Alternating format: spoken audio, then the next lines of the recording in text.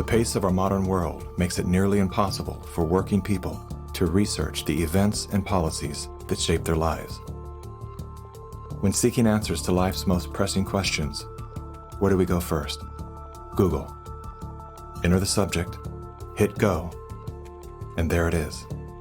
Only what they want us to see. In today's culture of copy and paste journalism, it's common for hundreds of unrelated outlets to feature the exact same report. This is not the result of laziness. This is by design.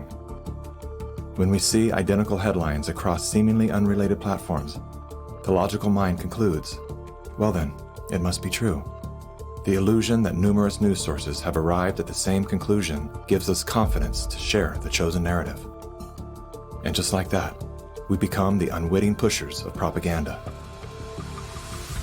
Search engines are the holy grail for those seeking to control the narrative. Google is already more powerful in terms of its control over people's lives than almost every government on the planet.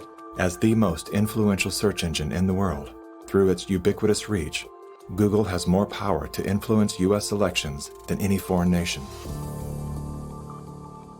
You testified before this committee. You said in subsequent elections, Google and Facebook and Twitter and big text manipulation could manipulate as many as 15 million votes in a subsequent election? And the methods that they're using are invisible, they're subliminal, they're more powerful than most any effects I've ever seen in the behavioral sciences, and I've been in the behavioral sciences for almost 40 years. The blacklists is something that Google said didn't exist, and they testified that under oath. And nothing but the truth, so help you God. I do. Now, me as an engineer, I just did a search on Google's internal search engine, and guess what I found? It had blacklisted search terms like cancer cures. Why is Google deciding what people can and cannot search for? What was once an efficient tool for navigating the world of information is now a network for global surveillance, data collection, and social engineering. Now let's take a look at a few of the most commonly used fact-checkers, beginning with Snopes. The husband and wife duo of David and Barbara Mickelson founded Snopes.com in 1995. They had no journalism background or training whatsoever. They built their fact-checking empire by using Google as their primary verifying source. The Mickelsons divorced in 2015.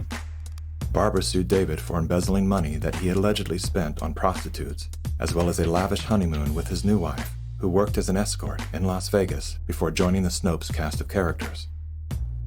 In 2017, David Mickelson's new business partners filed a lawsuit accusing Mickelson of multiple counts of fraud and embezzlement. Snopes proclaims to be the internet's go-to source for discerning what is true and what is total nonsense.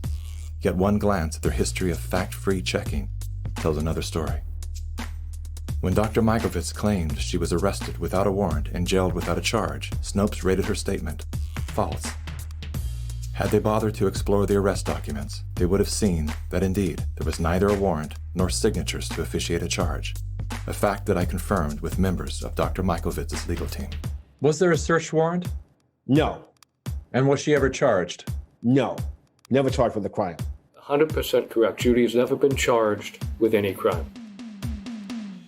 Facebook's fact-checking arm, PolitiFact, is owned by the Poynter Institute, which has received substantial funding from big pharma allies such as Google and the Bill and Melinda Gates Foundation.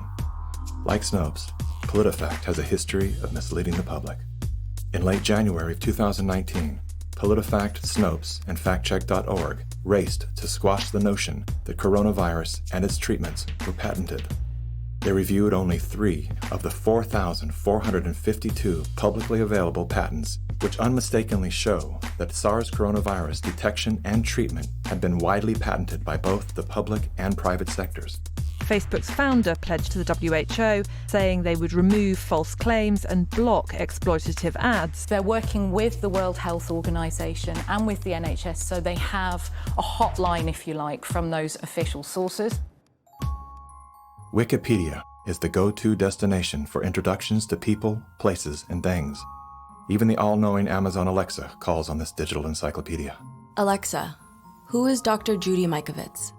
According to Wikipedia, Judy Ann Mikovits is a former American research scientist who is known for her discredited medical claims.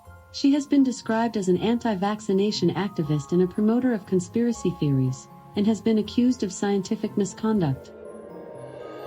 Wikipedia is supported by the Wikimedia Foundation, a non-profit parent organization with a long history of politically tied funders. Many named, many anonymous. What exactly does a Wikipedia donor receive in exchange for their generosity? What began as an unbiased open source platform is now weaponized to undermine the work and reputation of anyone deemed a threat to its stakeholders. And once they smear you, they lock you out for making corrections to your own bio. In summary, most independent fact-checkers are neither independent nor factual. Simply put, they are political spin machines. And so what they have done is they've decided that there's an approved narrative. If it is in line with the CDC's public pronouncements, and if it's in line with the World Health Organization public pronouncements, it is presumed to be correct. I don't have to remind many Americans that the Center for Disease Control was the one that said you should use DDT in your homes. Used right, it is absolutely harmless to humans and animals. Remember the name, DDT. It spells certain death. A scientific panel today reported that pesticides may indeed represent a grave threat to mankind. Remember the swine flu scare of 1976? That was the year the U.S. government told us all that swine flu could turn out to be a killer, and Washington decided that every man, woman, and child in the nation should get a shot to prevent a nationwide outbreak, a pandemic. Well, 46 million of us obediently took the shot. Did anyone ever come to you and say, there's the possibility of neurological damage if you get into a mass immunization program? No. No one ever did? No. I can't believe that they would say that they did not know that there were neurological illnesses associated with influenza vaccination. That simply is not true. We did know that. Then he's lying. I guess you would have to make that assumption.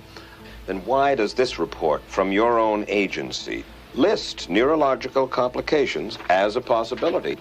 You didn't feel it was necessary to tell the American people that information. Dr. Censor's CDC also helped create the advertising to get the public to take the shot. The vaccines are safe, so roll up your sleeve.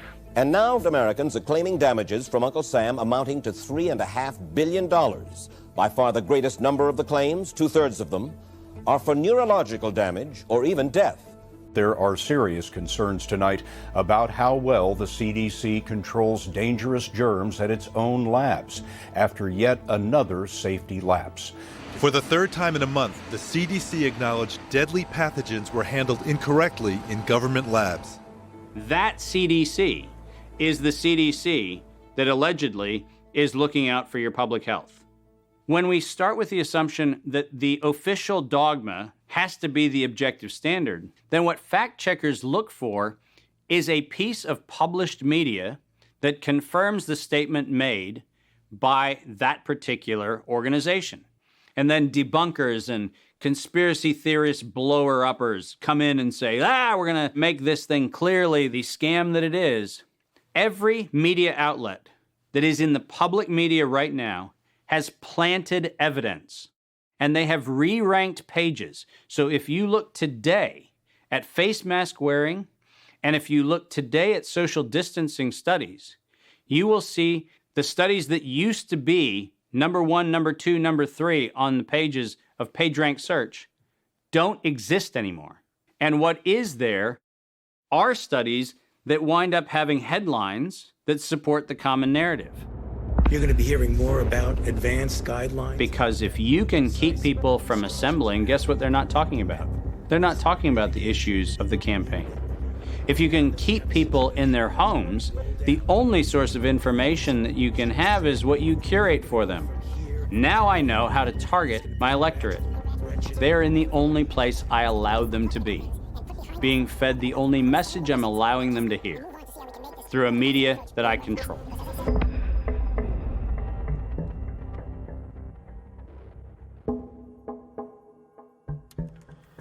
Since the invention of the printing press, there's been a battle to control disseminated information.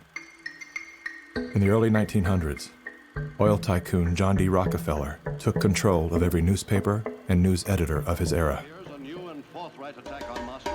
He became America's first billionaire, paving the way for the power-hungry ever since.